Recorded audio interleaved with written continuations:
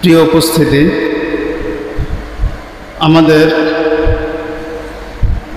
গত জুমার আগের জুমাতে আলোচনা চলছিল,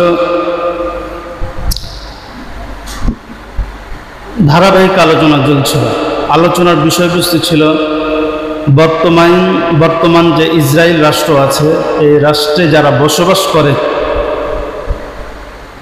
এদের পরিচয় সম্পর্কে, অর্থাৎ বর্তমান ইসরায়েলে বসবাসকারীদেরকে পবিত্র আল কোরআন কারীম কত নামে সম্বোধন করেছে, তাদের নাম কয়টি? তো উত্তর ছিল এরকম যে পবিত্র আল কোরআন কারীমে মহান আল্লাহ তাআলা এদেরকে 3 নামে সম্বোধন করেছে। প্রথম নাম ছিল বনু ইসরাইল বা বনি ইসরাইল, 2 নং নাম ছিল ইয়াহুদি, 3 নং নাম ছিল আহলে কিতাব। তো বনি ইসরাইলকে বনি ইসরাইল করে নামকরণ করা হলো কেন, বা এদেরকে বনি ইসরাইল কেন বলা হয়, এর আলোচনা সে সপ্তাহে হয়ে গেছে। 2 নং নাম ছিল ইয়াহুদি, তো এদেরকে ইয়াহুদি করে নামকরণ করা হলো কেন, তো এই নামকরণও সেখানে চলে গিয়েছিল। তো নামকরণ কেমন ছিল, যে ইয়াহুদি জাতিকে ইয়াহুদি করে নামকরণ করার 2টি কারণ। 1 নং হলো যে আমাদের সমাজে প্রচলিত একটি রসুম বা প্রথা আছে যে কোনো ব্যক্তির নাম দিয়ে তার পরবর্তী প্রজন্মকে নামকরণ করা হয়ে থাকে। কথার কথা, একজনের নাম ছিল মুন্সি, তার পরবর্তী প্রজন্ম নামের শেষে লাগিয়ে দেওয়া হয়েছে মুন্সি। তো ঠিক ইয়াহুদিদের ক্ষেত্রেও এমনটাই ঘটেছে যে ইয়াকুব আলাইহিস সালামের যে আল্লাহ তাআলা 12 জন ছেলে সন্তান দান করেছিল, সেই 12 জন ছেলে সন্তানের একজনের নাম ছিল ইয়াহুদা। তো এই ইয়াহুদা বংশধরকে ইয়াহুদি করে নামকরণ করা হয়েছে। এই বর্তমান ইসরায়েলে যারা বসবাসরত তারা হচ্ছে ওই ইয়াহুদার বংশধর। 2 নং ওয়াজহে তাসমিয়া নামকরণ কারণ ছিল যে প্রতিটি নামের একটি মূল উৎস আছে, মূল মাদ্দা আছে, মূল ধাতু আছে, এবং সেটি নির্দিষ্ট একটি অর্থ আছে। তো কখনো কখনো সেই মূল উৎসের মূল অর্থের দিকে তাকিয়েও নামকরণ করা হয়ে থাকে। ঠিক ইয়াহুদিদের ক্ষেত্রে সেমটা ঘটেছে। ইয়াহুদি এই নামটার মূল উৎস হলো হাউদুন বা হুদুন। এই হাউদুন বা হুদুন শব্দের অর্থ হলো ফিরে আসা, প্রত্যাবর্তন করা।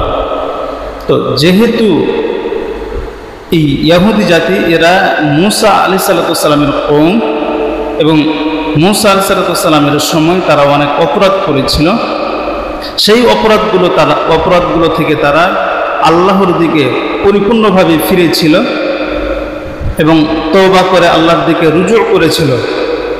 এই জন্য এই মূল উৎসের দিকে তাকায়া এদেরকে ইহুদি করে নামকরণ করা হয়েছে।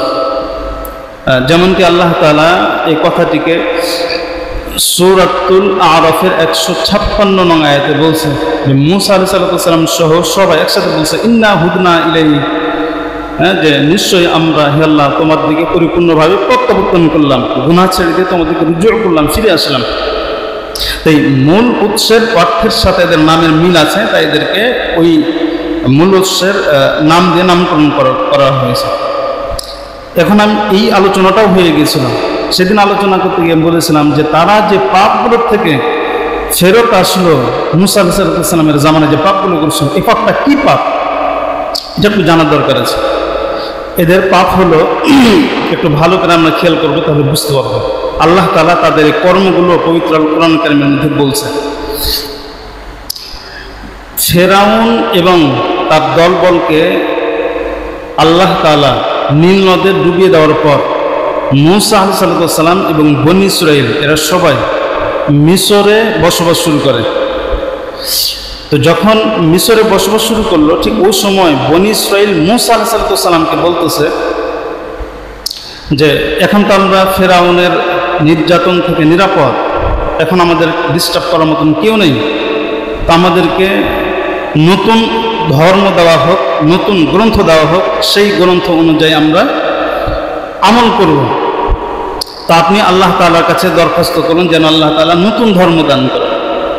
তো তাদের দরখাস্ত অনুযায়ী হযরত মূসা আলাইহিস সালাম আল্লাহ তাআলার কাছে আবেদন করলো যে আল্লাহ, আমার জাতি বনী ইসরাঈল এরা নতুন গ্রন্থ চাইতেছে, আপনি আমাদেরকে নতুন গ্রন্থ দেন, গ্রন্থ অনুযায়ী আমরা সবাই মিলে আমল করব।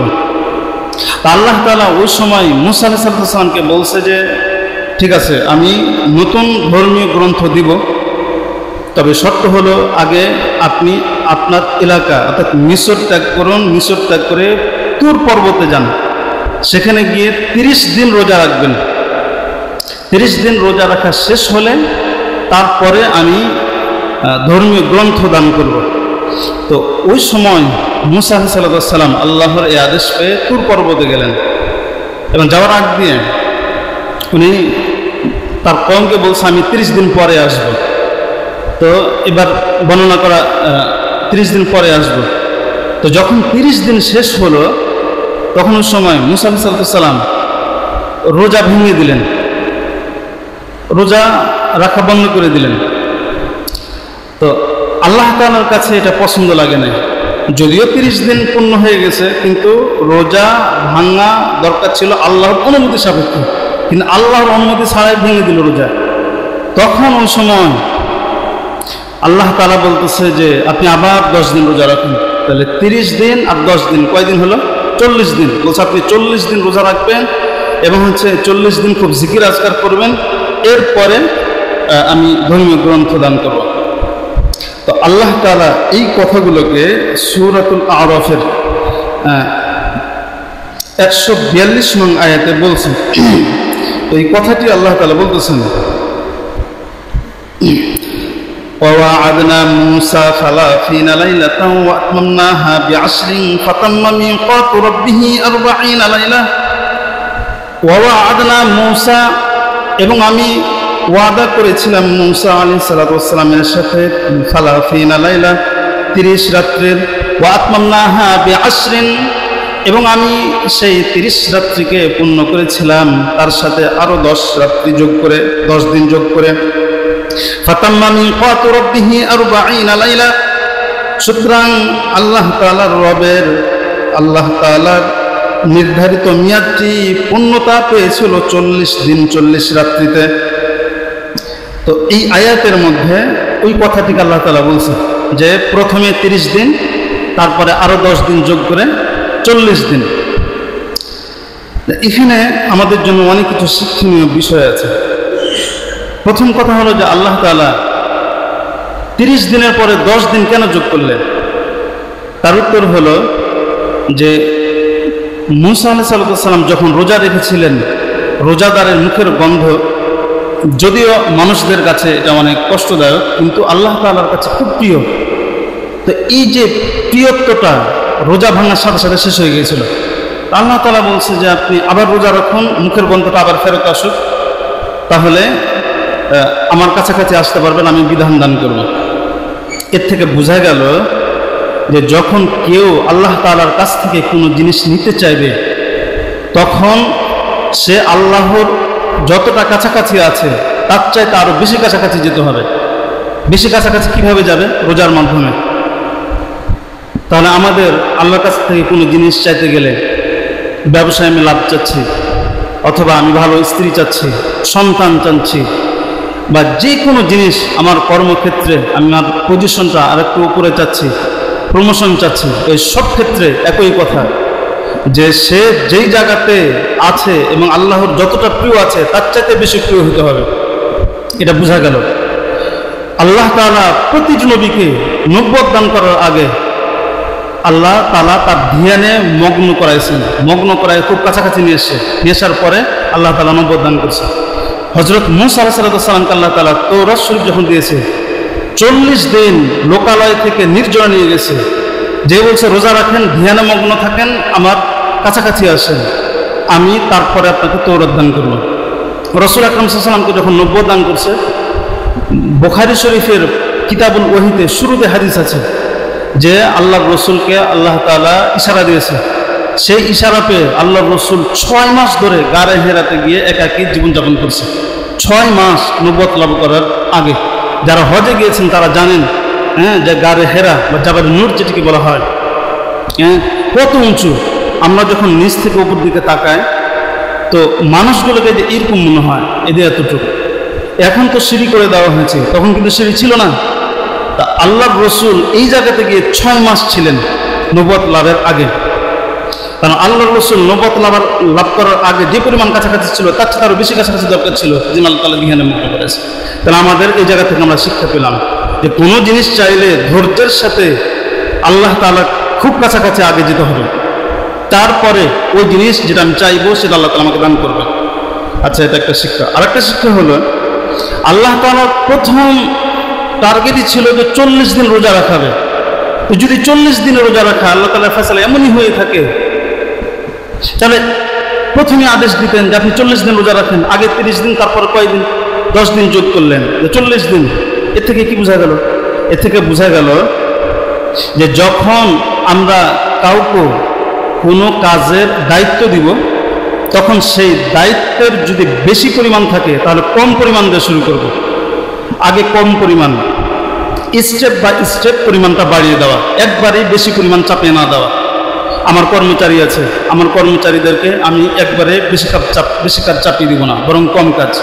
এরপরে পর্যায়ক্রমে আমাদের বাড়িতে কাজের লোক রেখেছি, কথার কথা, তাহলে কাজের লোককে একবারে বেশি পরিমাণ কাজ না দেওয়া। এর থেকে বোঝা গেল। আবার এর থেকে এটাও বোঝা গেল যে আল্লাহ তাআলা আগে 30 দিনে যখন না পেরেছে তখন 40 দিন। এর থেকে বোঝা গেল, এটাও বুঝে আসে যে যখন আমরা কাউকে কোনো কাজের দায়িত্ব দিব এবং পরিমাণ নির্ধারণ করে দিব, মেয়াদ নির্ধারণ করে দিব, এবং সে ওই মেয়াদে ওই কাজটা পূর্ণ করতে না পারবে, তখন ওই সময় তার মেয়াদটা আর একটু বাড়িয়ে দেওয়া। মুসা আলাইহিস সালামকে আল্লাহ তাআলা 30 দিন মেয়াদ দিয়েছিলেন, যখন সক্ষম হন নাই সেই মুখের গন্ধটা ধরে রাখার, তখন আল্লাহ তাআলা আরও 10 দিন বাড়িয়ে দিয়েছে। তাহলে বোঝা গেল যে আমরা যখন কাউকে কোনো কাজ দেব, নির্ধারিত মেয়াদ দেব, যদি সে না পারে তাহলে পরিমাণটা বাড়িয়ে দেওয়া। আল্লাহ তাআলা তার রসুল মুসা আলাইহিস সালামকে নিজে এই সুযোগ দিয়েছেন। তাহলে আমরা যারা সাধারণ মানুষ, আর একটা মানুষকে যখন আমরা একটা কাজ দেব তখন আমরা এই পথ অবলম্বন করব। এটাও একটা শিক্ষা। আর একটা শিক্ষা এখানে দেখেন যে আল্লাহ 40 দিন নির্ধারণ করছেন। সুতরাং বোঝা গেল যে এই 40 সংখ্যার মধ্যে বিশেষ একটা বরকত আছে। মানুষের আত্মা, মানুষের ভেতর ইসলাহ সংশোধন করার জন্য 40 দিনের নির্দিষ্ট একটা প্রভাব আছে। না তো 40 দিনই আল্লাহ তাআলা কেন নির্ধারণ করবেন? এই জন্যই তো তাবলিগ জামাত চিল্লায় যায় না। চিল্লার মেয়াদ কতদিন থাকে? 40 দিন। এক চিল্লা কয় দিনে হয়? 40 দিনে। ওখান থেকেই আমাদের যিনি তাবলিগের প্রথা রসুন চালু করেছেন হযরত মাওলানা ইলিয়াস রহমতুল্লাহ আলাইহি সাহেব, উনি এই 40 দিন এখান থেকে নিয়েছেন। 40 দিনের বিশেষ একটা প্রভাব আছে। যারা হজে গিয়েছেন, হাজি সাহেব আছেন না এখানে? নতুন হাজি সাহেব কে আছেন? এবছর হজ করে আসলেন। নেই আপনার ছেলে ভাইজান কই? আচ্ছা, যারা হজে গিয়েছেন তারা জানেন হজের টোটাল সফর থেকে কয়দিন? 40 দিন বা 45 দিন। 40-এর নিচে কিন্তু আসে না। হয়তো যারা কম সময় নিয়ে যায় তাদের কথা আলাদা, কিন্তু নর্মাল প্যাকেজ কয় দিনের? 40 দিনের। আবার 40 দিনে যাওয়ার পরে মক্কাতেও রাখে, মদিনাতেও রাখে। আবার মদিনাতে যখন রাখে তখন ওই সময় 8 দিন রাখে। প্রতিদিন কয়েকটা নামাজ? 5 ওয়াক্ত নামাজ। তাহলে 5কে যদি আমি 8 দিয়ে গুণ দিই তাহলে কত হয়? 5 8 40 ওয়াক্ত। এখানেও কিন্তু হিকমত আছে। মুআল্লিমের কথা বলে যে মসজিদে নববীতে 40 ওয়াক্ত নামাজ পড়ানো হয়। এই জন্যই যে 40 সংখ্যার মধ্যে বরকত আছে। 40 ওয়াক্ত মসজিদে নামাজ পড়লে মসজিদে নববীতে আশা করা যায় আল্লাহর রসুলের রুহানি ফুয়ুজ এবং বারাকাত, সাহাবীদের ফুয়ুজ এবং বারাকাত পরিপূর্ণভাবে পাওয়া যায়। সুবহানাল্লাহ। এই জন্য 40 দিন নামাজ পড়ানো হয়। এই 40 দিনের আলাদা গুরুত্ব আছে। কেমন গুরুত্ব? হযরত ওমর ইবনুল খাত্তাব রাদিয়াল্লাহু তাআলা শাসনামলে এক ছেলে এক মেয়ের কাছে চিঠি লিখছে যে আমি তোমাকে ভালোবাসি। তা এই প্রেমার ভালোবাসা কিন্তু নতুন না, আগেও ছিল। তো মেয়ে ছিল অনেক দিনদার, চালাক। মেয়ে দেখছে যে যদি আমি সরাসরি রিজেক্ট করে দেই তাহলে এই ছেলের পাগলামটা বেড়ে যাবে। মেয়ে বলছে আমি তোমার প্রেমে সাড়া দিতে পারি, তবে শর্ত আছে। কি শর্ত? যে 40 দিন আমিরুল মুমিনিন হযরত ওমর ইবনে খাত্তাব রাদিয়াল্লাহু তাআলার পেছনে নামাজ পড়তে হবে, এবং এই 40 দিন আমার সাথে আর কোনো যোগাযোগ করতে পারবে না, যোগাযোগ রাখতে পারবে না। ছেলে বলে এ তো শর্ত, অনেক সহজ শর্ত, এটা কোনো ব্যাপার? মানুষ প্রেমের জন্য কত কিছুই না করে, আমি 40 দিন নামাজ পড়তে পারবো না? এ তো আমার মুমিন মুসলমান হিসেবে আমার দায়িত্ব, ফরজ দায়িত্ব। উনি নামাজ পড়া শুরু করছেন। 40 দিন শেষ হয়েছে, 40 দিনের পরে আরো 40 দিন গেছে। তো যাওয়ার পরে ছেলের আর কোনো খোঁজ নাই।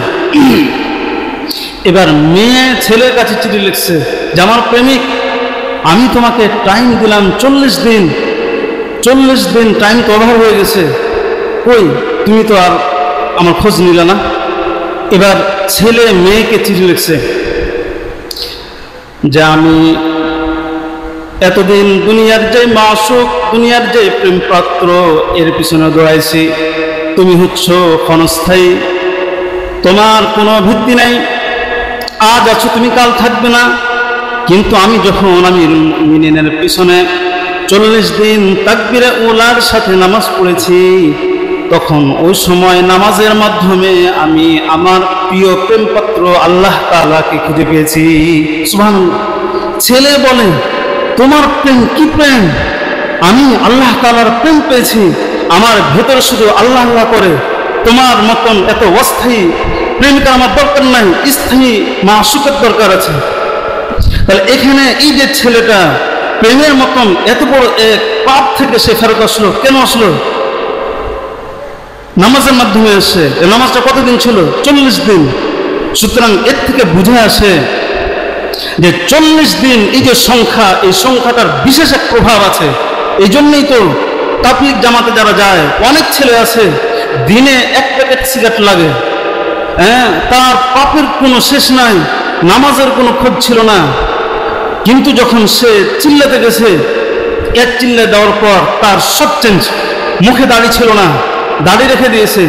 যে ছেলে প্রতিদিন 1 প্যাকেট সিগারেট খেত, সেই ছেলে সিগারেটের ধারে কাছেও যায় না। সেই ছেলে মসজিদে আসার পরে নিয়মিত তালিম গাছ করে, এবং সে নিজের হেদায়েত প্রাপ্ত হয়, আবার নিজের পরিবার বন্ধু বান্ধব সবাইকে হেদায়েতের কথাগুলো বলে। এই 40 দিনের প্রভাবে আলাদা। এই জন্যই তো আল্লাহ তাআলা মুসা আলাইহিস সালামকে 40 সংখ্যার কথা বলছে।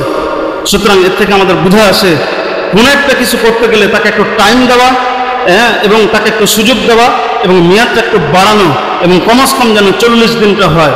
এবং আমরা যখন কোনো কিছু আল্লাহ তাআলার কাছ থেকে কোনো কিছু চাইব, তখন ওই সময় এই 40 দিন অপেক্ষা করব। আশা করা যায় আপনি 40 দিন বা আমরা 40 দিন একটা ইবাদত করলে, আল্লাহর কাছে চাইলে আল্লাহ তাআলা সেটা দান করবেন। তাহলে এটা ছিল 40 দিন। আমাদের কথা কিন্তু ছিল যে কি অপরাধ সেগুলো, যেহেতু তাফসিরে চলে আসলো এগুলো বললাম এই কথাগুলো। তাহলে মুসা আলাইহিস সালাম 40 দিন তুর পর্বতে গেলেন, এরপরে রোজা রাখলেন। রোজা রাখার পরে তো এখানে আরো একটা কথা, যে মুসা আলাইহিস সালাম যখন নিজের কওম থেকে তুর পর্বত যাইতেছিলেন, তো মুসা আলাইহিস সালাম তো নিজের কওমের জিম্মাদার ছিল, আমির ছিল, নেতা ছিল। নিয়ম হলো যখন কারোর ঘাড়ে কোনো কাজের জিম্মাদারি থাকবে, সে যদি কোথাও যায় তাহলে সে তার অনুপস্থিতিতে তার স্থলাভিষিক্ত নিযুক্ত করবে। এই জন্য মুসা আলাইহিস সালাম ওই 30 দিন বা 40 দিনের জন্য তার ভাই হারুন আলাইহিস সালামকে তার খলিফা স্থলাভিষিক্ত নিযুক্ত করেছেন। ওই কথা থেকে এখানে বলছে এবং মুসা আলাইহিস সালাম তার ভাই হারুন আলাইহিস সালামকে বললেন, উখলুফনি, আপনি আমার স্থলাভিষিক্ত হন, ফি কওমি, আমার জাতির কাজ সম্পাদন করার জন্য, ওয়া আসলিহ, এবং আপনি নিজের এবং তাদের কাজগুলো সংশোধন করুন, ওয়ালা তাত্তাবি সাবিলাল মুফসিদিন, এবং আপনি আমার কওমের কাজগুলো সম্পাদন করার জন্য, বাস্তবায়ন করার জন্য বিশৃঙ্খলাকারী যারা করবে এদের পরামর্শ আপনি গ্রহণ করবেন না, এদের পথের অনুসরণ আপনি করবেন না। তাহলে এই আয়াত থেকে এটাও বোঝা গেল যে যখন কেউ কাজ পরিচালনা করবে, কাজ পরিচালনা করতে গেলে আশপাশের মানুষেরা কেউ ভালো পরামর্শ দিবে, কেউ খারাপ পরামর্শ দিবে। আল্লাহ মুসা আলাইহিস সালামের ভাই হারুন আলাইহিস সালাম, যেটা আল্লাহ তাআলা এখানে বলছে, উনি হারুন আলাইহিস সালাম বলছে যে খারাপ মানুষের পথ অবলম্বন করবেন না, আপনি ভালো মানুষের পথ অবলম্বন করবেন। আছে না আমরা যারা অফিসে চাকরি করি বা যে কোনো একটা কাজ করি, খালি খুব পরামর্শ দেয়, কুটলাম করে খেলি, এই এটা করেন, এটা করেন, এটা করেন, তাহলে এরকম হবে, এরকম হবে, হয় না? সংসারে কিন্তু এরকম থাকে। বাসাতে যদি দুই বউ থাকে, যখন দেখে যে এক বউ ভালো কথা বলে, তখন শাশুড়িকে ওই বইয়ের পেছনে লাগায়, তেমন এ তো আপনার সামনাসামনি ভালো, আপনার পেছনে সে অনেক খারাপ, আপনার বিরুদ্ধে কথা বলে, এগুলো করে, এগুলো করে। দুই ভাই তিন ভাই যদি থাকে, এক ভাই যদি ভালো হয়, বাপ ওই ভাইকে ভালোবাসে, তখন আর এক ভাই বাপকে ভুল ভালো বুঝায়, যাব্বা এ সামনাসামনি তোমার ছেলের কুম, কিন্তু পেছনে তোমাকে বাঁশ দেয়। বলে না এগুলো? বলে। তো আল্লাহ তাআলা বলতেছে যে এই যারা বাঁশ দিনওয়ালা কথাবার্তা বলবে, এদের কথাবার্তা শোনা যাবে না। আচ্ছা, এটা গেল। তো মুসা আলাইহিস সালাম তুর পর্বতে গেলেন, 40 দিন রোজা রাখলেন। রোজা রাখার পরে কি হলো? এবার দেখেন, পরে যেটা হলো যে ওয়ালাম্মা জাআ মুসা লিমিকাতিনা ওয়া কাল্লামাহু রাব্বুহু, আর যখন মুসা আলাইহিস সালাম আসলেন, আল্লাহ তাআলা বলেন আমার নির্ধারিত মেয়াদ তথা 40 দিন শেষ হওয়ার পরে, ওয়া কাল্লামাহু রাব্বুহু, এবং মুসা আলাইহিস সালামের সাথে তার রব কথা বললেন।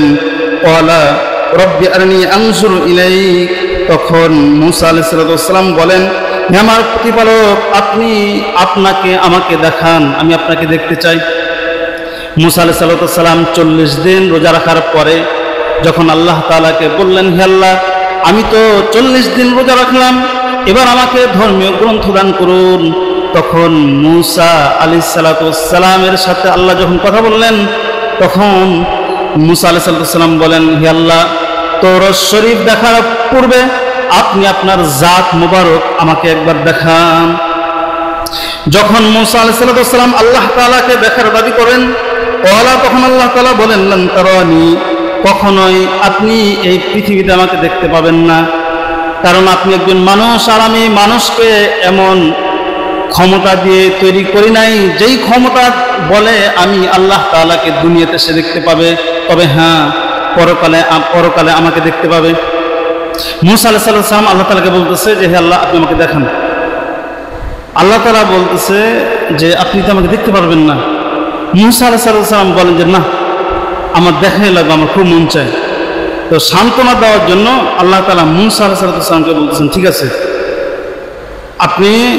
আপনাকে আমি সিম্পল দেখাই, আগে আমি আপনাকে দেখা দিব, তবে সিম্পল দেখা কি, আপনার পাশে যে পাহাড় আছে, আমার নূর আগে আমি সেখানে ঢালবো।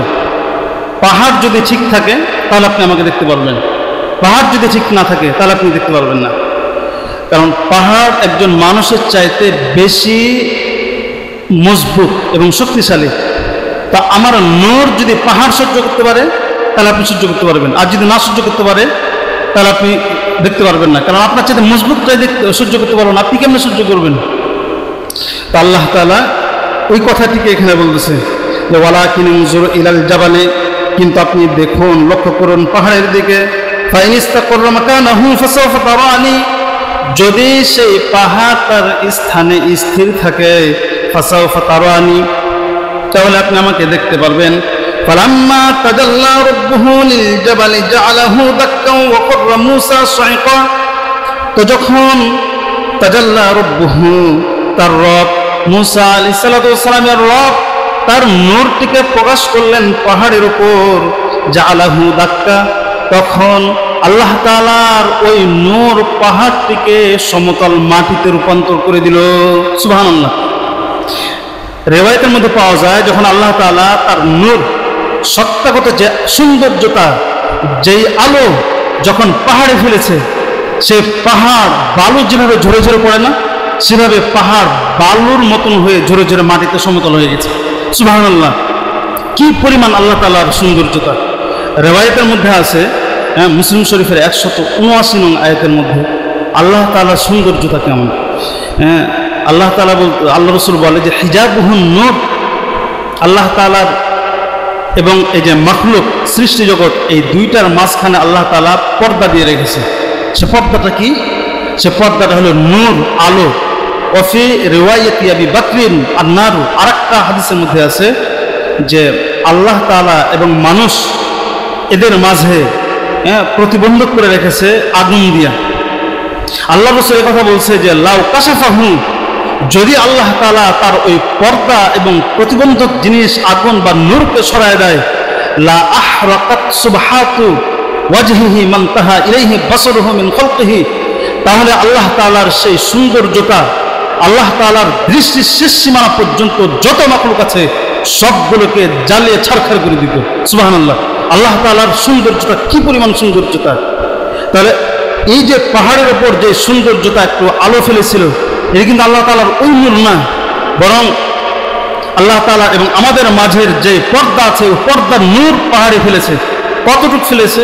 মুসনাদ আহমদ হাদিসের একটি কিতাব আছে, এই কিতাবের মধ্যে ব্যাখ্যা লিখছে যে আল্লাহর রাসূল ইশারা করে বলছে যে ছোট আঙ্গুল আছে না, এই ছোট আঙ্গুলের যে মাথা, এই যে এতটুকু পরিমাণ, সুবহানাল্লাহ, এতটুকু পরিমাণ ওই যে পর্দা আছে পর্দার আলো সেটা ফেলছে পাহাড়ে, তাতেই সে পাহাড় সহ্য করতে পারে নাই। তাহলে যদি ওই পর্দাটার পুরোটাই পাহাড়ে ফেলতেন তাহলে কি অবস্থা ঘটতো? আবার যদি আল্লাহ তাআলা নিজে তার সৌন্দর্যটাকে পাহাড়ে ফেলতেন, দুনিয়া তো ছারখার হয়ে যেত। সুবহানাল্লাহ, কি পরিমাণ আল্লাহ তাআলা সুন্দর! আমরা তো সাধারণত দুনিয়ার মাখলুকগুলো দেখলে তো আমরা অবলোকন করতে পারি আল্লাহ কি পরিমাণ সুন্দর। আমাদের মধ্যে একজন মানুষ কত সুন্দর আছে না? হ্যাঁ, আল্লাহ তাআলার আমরা ছেলেগুলোও দেখি কত সুন্দর, নারীদেরকে আল্লাহ তাআলা কত সুন্দর করে সৃষ্টি করেছে। আমরা যখন কোনো সুন্দর সুদর্শন ছেলের দিকে তাকাই, অপলক দৃষ্টিতে তাকিয়ে থাকি, এত সুন্দর। আবার যখন পৃথিবীর যে দর্শনীয় স্থানগুলো আছে এগুলো যখন দেখি তখনও তো আমরা তাকিয়ে থাকি, আল্লাহু আকবার, কি পরিমাণ সুন্দর! তো আল্লাহ তাআলার সৃষ্টি যদি এই পরিমাণ সুন্দর হয়, না জানি আল্লাহ তাআলা কি পরিমাণ সুন্দর। তো ওই পাহাড়, যেই তুর পর্বতে আল্লাহ তাআলা নিজের সৌন্দর্যটা ফেলেন নাই, বরং যেই মাঝখানে যে পর্দা দিয়ে রেখেছে সে পর্দার সৌন্দর্যতা ফেলেছেন। মুসা আলাইহিস সালাম এটা সহ্য করতে পারে না, পাহাড় সহ্য করতে পারে না, পাশে যে মুসা আলাইহিস সালাম ছিল উনি সহ্য করতে পারে না। কি হয়েছে? যখন পাহাড়ে এসে পড়েছে, ফালাম্মা তাজাল্লা রাব্বুহু লিল-জাবালি জাআলাহু দাক্কান ওয়া খাররা মুসা সাইকা, যখন মুসা আলাইহিস সালাতু ওয়াস সালামের রব তার সৌন্দর্যতাকে, পর্দার সৌন্দর্যতাকে পাহাড়ের উপর ফেলেছে, জাআলাহু দাক্কা, তখন সেই সৌন্দর্যতা পাহাড়কে সমতল মাটিতে রূপান্তর করে ফেলছে। দাক্কা ওয়া খাররা মুসা সাইকা, এবং মুসা আলাইহিস সালাতু ওয়াস সালাম যিনি পাশ থেকে পাহাড়কে দেখতেছিলেন, ওই দৃশ্য দেখে মুসা আলাইহিস সালাতু ওয়াস সালাম বেহুশ হয়ে মাটিতে পড়ে গেছেন। সুবহানাল্লাহ। ফালাম্মা আফাকা ক্বালা সুবহানাকা তুবতু ইলাইকা ওয়া আনা আউয়ালুল মুমিনিন, অতঃপর মুসা আলাইহিস সালাতু ওয়াস সালামের যখন হুঁশ ফেরত আসলো তখন তিনি বললেন, তুবতু ইলাইকা, হে আল্লাহ, আমি আমার দাবি থেকে ফেরত আসলাম, তোমাকে আমার আর এই দুনিয়াতে দেখা লাগবে না, আমি আর এই দুনিয়াতে দেখতে চাই না, পরকালে দেখতে চাই। তো আল্লাহ তাআলার কাছে মুসা আলাইহিস সালাতু ওয়াস সালামের তওবা করে বলতেছেন, তুবতু ইলাইকা, হে আল্লাহ, আমি তোমার নিকটে তওবা করি, ওয়া আনা আউয়ালুল মুমিনিন, এবং আমি আমার জাতির মধ্যে থেকে সর্বপ্রথম মুমিন এবং ঈমান আনলাম এই বিষয়ের উপর, তোমার উপর। তাহলে কি পাওয়া গেল? মুসা আলাইহিস সালাম 40 দিন রোজা রাখলো। 40 দিন রোজা রাখার পরে কথোপকথন হলো আল্লাহর সাথে, আল্লাহকে দেখতে চাইলো, আল্লাহ বলে দেখতে পাবেন না। আচ্ছা, এরপরে কি হলো?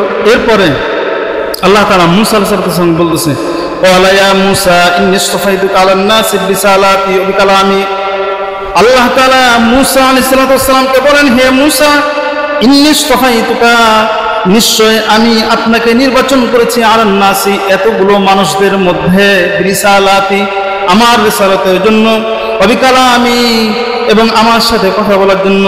এটা অনেক বড় একটা নিয়ামত যেটা আমি আপনার উপর করেছি। ফাখুয মা আতাইতুকা ওয়া কুম মিনাশ শাকিরিন, সুতরাং এত বড় নিয়ামত যখন আমি দিলাম, তখন আমি যে গ্রন্থটা আমি আপনাকে দিব, আপনি সেই গ্রন্থটিকে খুব মজবুত সহকারে ধরুন। ওয়া কুম মিনাশ শাকিরিন, এবং আপনি কৃতজ্ঞ ব্যক্তিদের অন্তর্ভুক্ত হন। ওয়া কাতাবনা লাহু ফিল আলওয়াহি মিন কুল্লি শাইইন মাউইযাতান, আল্লাহ তাআলা মুসা আলাইহিস সালামকে যে তৌরাত শরীফ দান করেছিলেন, তৌরাত শরীফটা কিসের ছিল? কাগজের ছিল নাকি এই ধরনের কোনো গ্রন্থ ছিল? সেটা আল্লাহ তাআলা বলতেছে।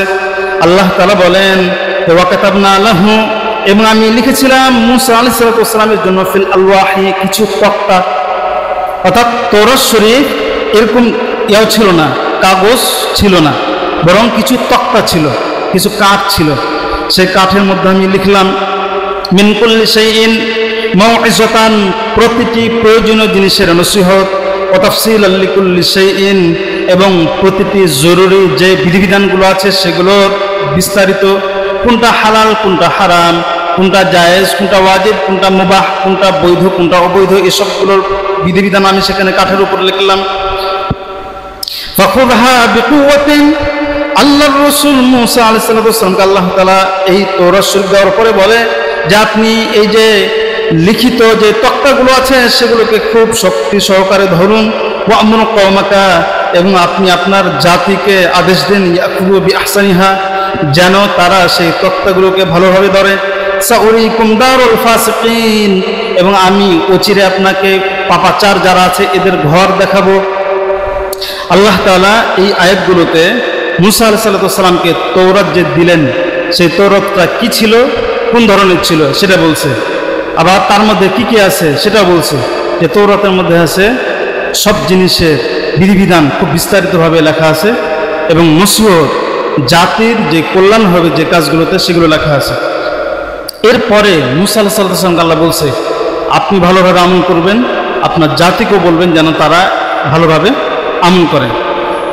এরপরে আয়াতের শেষে বলতেছে যে সাউরিকুম দারুল ফাসিকিন, তৌরাত শরীফ দিলাম এটা একটা নিয়ামত, অচিরে আমি আরেকটা নিয়ামত দিব আপনাদেরকে, সেটা কি, যে পাপাচার যারা আছে এদের আমি বাড়ি আপনাকে দেখাবো। কি অর্থ এটার? এই পাপাচারদের বাড়ির দ্বারা উদ্দেশ্য হলো সামদেশ।